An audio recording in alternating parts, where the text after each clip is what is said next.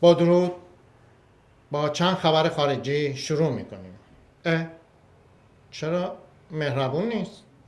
آقای کارگردان؟ پس آقای کارگردان کجاست؟ اینجا چرا اینجوری شده؟ مثل دفعه قبل نیستا؟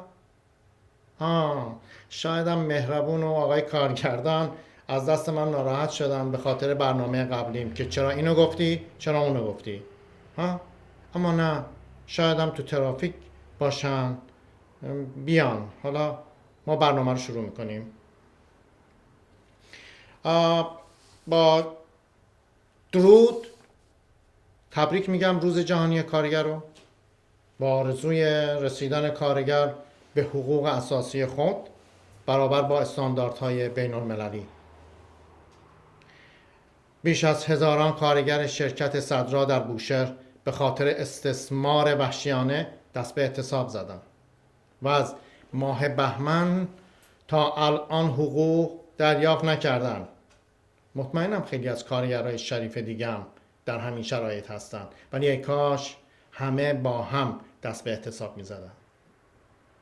وای بر کودکان کار ما که در قانون 79 کودکان رو به لحاظ ممنوعیت جزو کارگران نمیدونن، در حالی که واقعیت اینه که سر هر چهارراه و در هر کوره آجرپزخونه‌ای، کارگاه‌ها، مغازه‌ها شاهد حضور تلخ کودکان هستیم.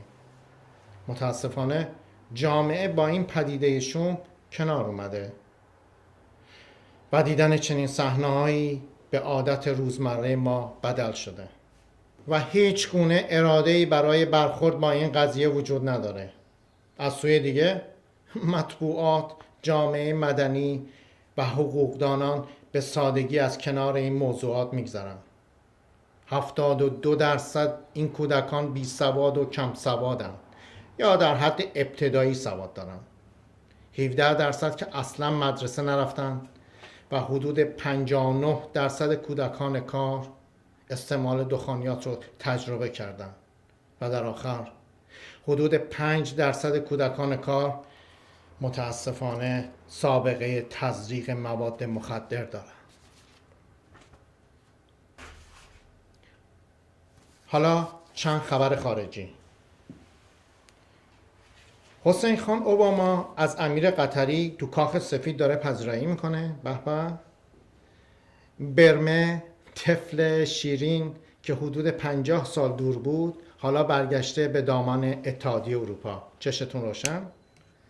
وزیر دفاع امریکا هم به مصر رفته، با برای بچه‌های مرسی داره خوشوبش میکنه. البته خب حق هم داره، 1 میلیارد هر سال داره کمک نظامی میکنه. حالا خبرهای داخلی. قبل از اینکه خبرهای داخلی بدم، حکومت جمهوری اسلامی میگه مردم باید تاوان نگفتنشون رو به غرب بدن. حالا دیواری کوتاه‌تر از شما دوستای خوبم پیدا نکرده.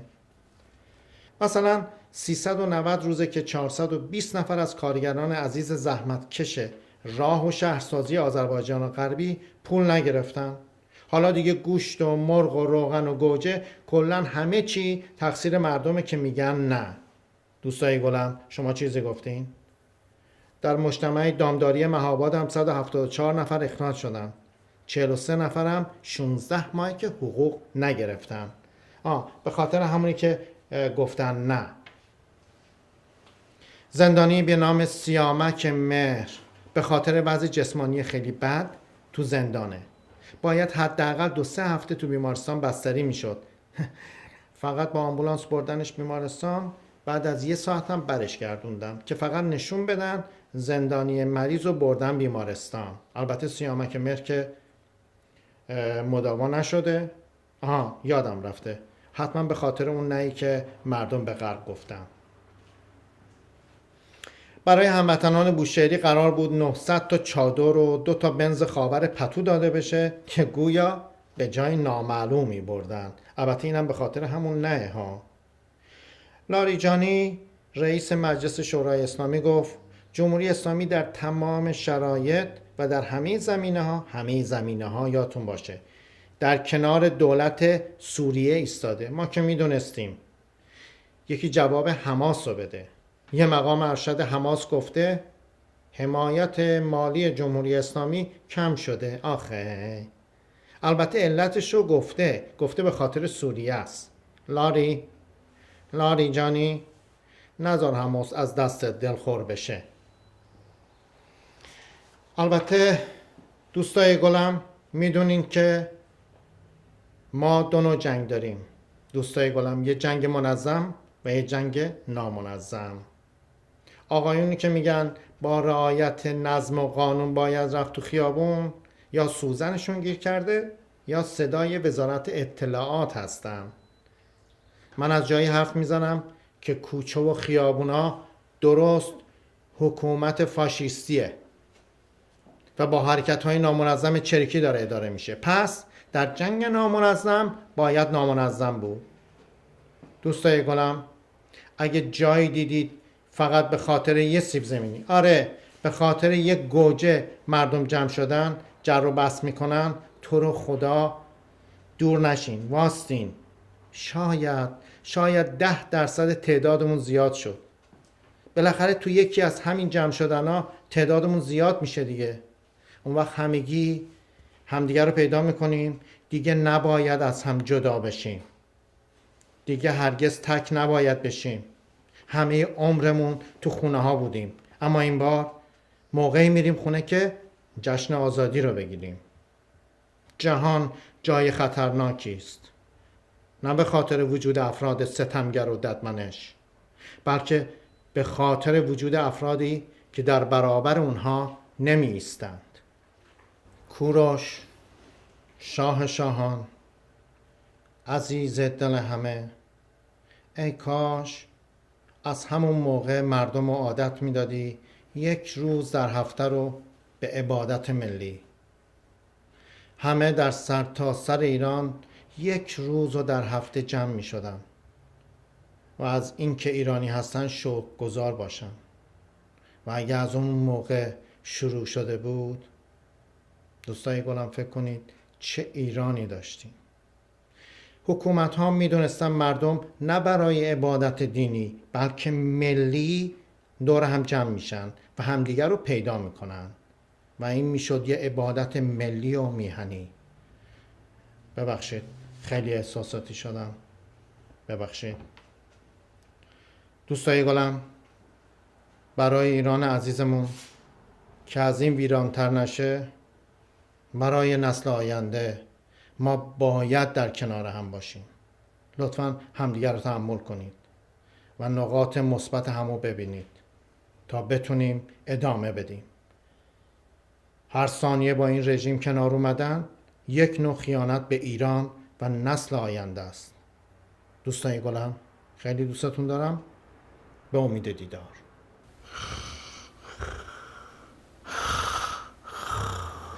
با درود، امروز پنجشنبه 2 می در خدمت شما دوستان هستیم. سومین برنامه است که من شما رو میشناسم. حال شما خوبه؟ خیلی ممنون. ببخشید ما داریم برنامه اجرا میکنیم، ایرادی نداره؟ نه چه ایرادی. بفرمایید. فقط یه سوال داشتم، ناراحت نمیشین؟ اوه نه، حتما راجع به پیغامه. مهربون؟ نه. خب حتما راجع به خودمه. نه خوشگه. بله آقا؟ برنامه‌ت خوشگه. یعنی چی؟ شما کرم دارین تو برنامه‌تون؟ چی آقا؟ منظورم کرم کف پاست، روغن مو سر برای رشد مو، کرم ضد چروک، دمپایی اومده برای بلندتر شدن قد یا برعکس کوتاه‌تر شدن قد. قرص اومده حافظه رو 100 برابر میکنه برای شب امتحان. دارین؟ نه نداریم. خب همین خوشگه دیگه. هر کی هم میبینه خودشو زده به خواب یا سال هاست که خوابه. نه از اون لحاظ که نه، امکان نداره. ولی آخه این چیزایی هم که شما دارین میگین اصلا تو برنامه ما که اصلا جایی نداره. چرا قبول نمیکنی چی میگم؟ بیا بهت نشون میدم. یه مجری میشناسم راجع به تاریخ 1000 سال پیش صحبت میکنه یهو میرسه به امروز، میگه خب دیدید مردم، فقط تا همین حد نه بیشتر. همون لحظه راجع به 4-5 تا کرم و روغن صحبت میشه و بسیار جالب و گیرابی. بریم نشونت بدم. اجازه بدین دوست عزیز، الان یزد اولین شهر خشتی و دومین شهر تاریخی جهان بعد از ونیز. یه عده نامسئول اومدن به عنوان این که یه پارکینگ برای یه امامزاده‌ای درست کنن، چنان اونجا رو دارن تخریب میکنن که خونه های اطراف دارن خالی میکنن و چند تا از این حالا مسئولان میراث فرهنگی هم اونجا مثلا استعفا دارن میدن. البته ناگفته نماند 1550 تا آثار تاریخی اونجا ثبت ملی شده. حالا به نظر شما آیا اینا باید اونجا رو ترک کنن یا باید واسطن جلوی این نامسئولین و این آثار باستانی رو حفظش کنن؟ خب کار درست اینه که جلوگیری بشه، ولی شما هم قبول کنید یزد من نظر آب و هوایی خشکه. آقا شما چه رونقی بخشیدین به این برنامه ما، واقعا جای شما خیلی خالی بود. این ناسا دنبال یه چند نفر میگرده برای اینکه این سیاره‌های تر و خشک رو از هم دیگه جدا کنه. من مطمئنم که حتما میان سراغ شما. نشد، بیا یه کار دیگه. یه گروه موسیقی میشناسم بزرگ، یه بند توپ آهنگ میسازن، پیغام مهربان، فقط بیان لب تکون بدن، رکورد میزنن میذارن روی یوتیوب. بزرگ چه رکوردی میترکونن، مثل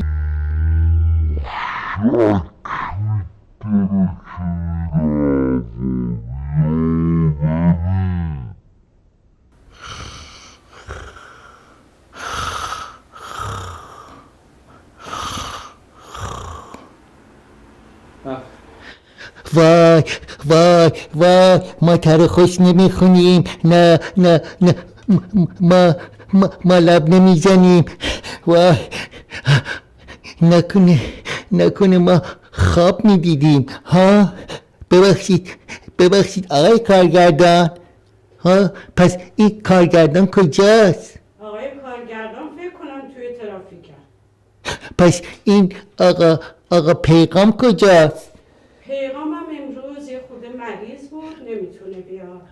آها گفتم خواب بودم. با درود به بچه هایی که تی سرزمین های عدالت و در سرزمین های بی عدالت دارن زندگی میکنن. متاسفانه سرزمین ما جزو سرزمین های بی عدالتیه. میگن چه عضوی به در آورد روزگار، دگر عضوها را نماند قرار. مطمئنم که جوانای ما، نوجوانای ما به فکر بچه های تو ایران هستن که از نظر آموزشی، سلامتی، امنیت تو معرض خطرن. مگه نه بچه؟ از اتاق فرمان خواهش میکنم عکس شماره 1 رو نشون بدن.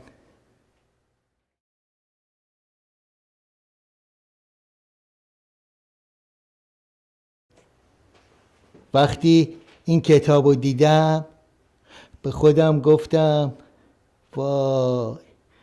وای نکنه چند وقت دیگه اسباب بازی بچه ها چوبه دار و عروسک های اعدامی بشه، اونم با مارک چینی. خوب نگاه کنی یکی از اعدامی ها یه جوونه. نسل آینده داره چجوری تربیت میشه؟ خدای من. از روی کلاهشون هم میشه فهمید که اونا مال کجای ایرانن. اون موقع ها تو کتابا دهقان فداکار بود، حالا دهقان فداکار رو با بچهش دارن اعدام میکنن. لطفاً عکس شماره 2 رو نشون بدین. آخه به چه جرمی؟ نمیدونم با چه دلهوره‌ای داشت کار میکرد. نه واسه یه توپ که بره بخره، نه واسه این که بره یه نون بخره. حالا صحبتم با بزرگاست، با بعضی از بزرگا. اولا عینک بدبینی رو وردارین، خوب نگاه کنیم به زندگی. چوب لای چرخ دیگران نذارید. سکوت هم هنر نیست. بچه که بودیم همه رو 10 تا دوست داشتیم. بچه که بودیم چه دلای بزرگی داشتیم. با امید دیدار تا